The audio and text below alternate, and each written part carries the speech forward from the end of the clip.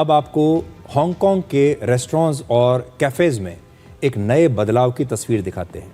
वहाँ पर रेस्टोरेंट्स के बाहर अब कुछ इस तरह के पोस्टर्स लगे हैं जिन पर लिखा है dogs are welcome, dogs may enter permitted food premises. मतलब कि अब वहाँ के जो होटल्स हैं, रेस्टोरेंट्स हैं, कैफ़ेज़ हैं, वहाँ पर आप अपना पेट डॉग लेकर जा सकते हैं। पेट डॉग्स का प्रवेश अब वहाँ पर उसकी इजाज़त दे दी गई है। हांगकांग में पिछले 32 वर्षों से रेस्टोरेंट्स और कैफ़ेज़ में डॉग्स को ले जाने पर पाबंदी थी, लेकिन अब वहाँ की सरकार ने इसे हटा दिया है। यानी अब लोग अपने पेट डॉग्स के साथ ऐसे रेस्टोरेंट्स और कैफ़ेज़ में खाना खाने के लिए जा सकते हैं।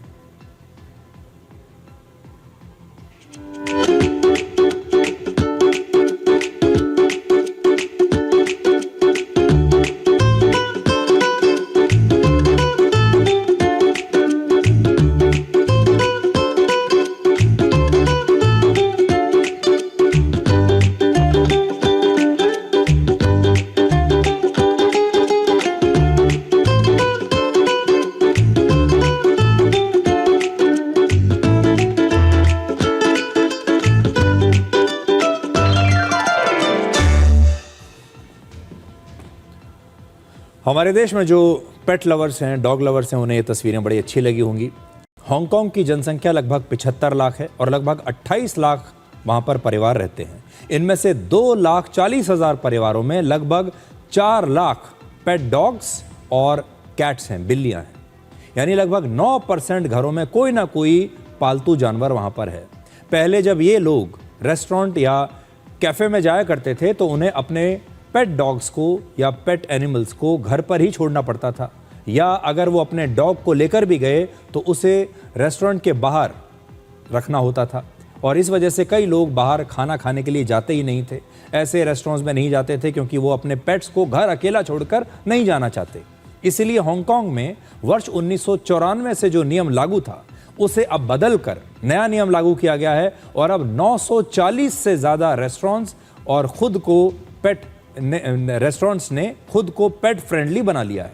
इस छूट के साथ नए नियम भी आए हैं जिससे दूसरे कस्टमर्स को असुविधा ना हो। जैसे इन डॉग्स को कम से कम 1.5 मीटर की लीश यानी पट्टे से बांध कर रखना होगा। उन्हें खाने के जो टेबल है और वहाँ के बर्तनों से दूर रखना होगा। डॉग्स को रेस्टोरेंट में बनने वाला खाना भी नहीं खिलाया जा सकता और ना ही रेस्टोरेंट उनके लिए अलग खाना बनाएगा, लेकिन खाने के लिए उनका अलग पैकेज्ड फूड उन्हें दिया जा सकता है। अगर कोई डॉग आक्रामक व्यवहार करता है तो उसे बाहर निकाल दिया जाएगा।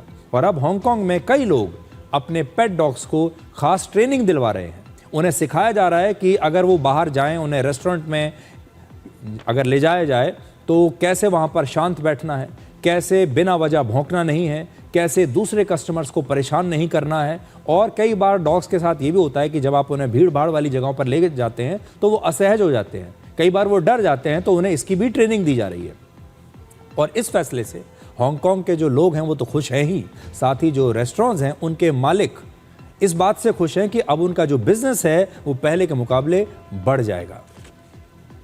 如果佢哋咁冇禮貌，我哋都一定會去懲罰佢哋，同埋同佢哋講唔可以咁樣做，因為都知始終有啲人驚狗同埋唔中意狗啦。咁我哋都要做好榜樣，就係希望即係你唔中意唔緊要，但係我哋都會尊重你，但係我哋都要做翻好個責任先咯。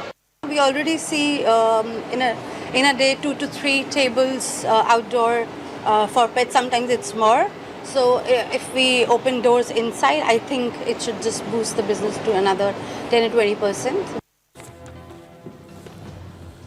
अब हांगकांग के जो रेस्टोरेंट्स हैं उनके मालिकों को ऐसी उम्मीद है कि ये नया नियम आने के बाद से उनका 20% तक कारोबार बिजनेस बढ़ जाएगा। अब बात करते हैं हमारे देश की। हमारे देश में पेट डॉग्स को बाहर रेस्टोरेंट्स में ले जाने को लेकर कोई नियम लागू नहीं है।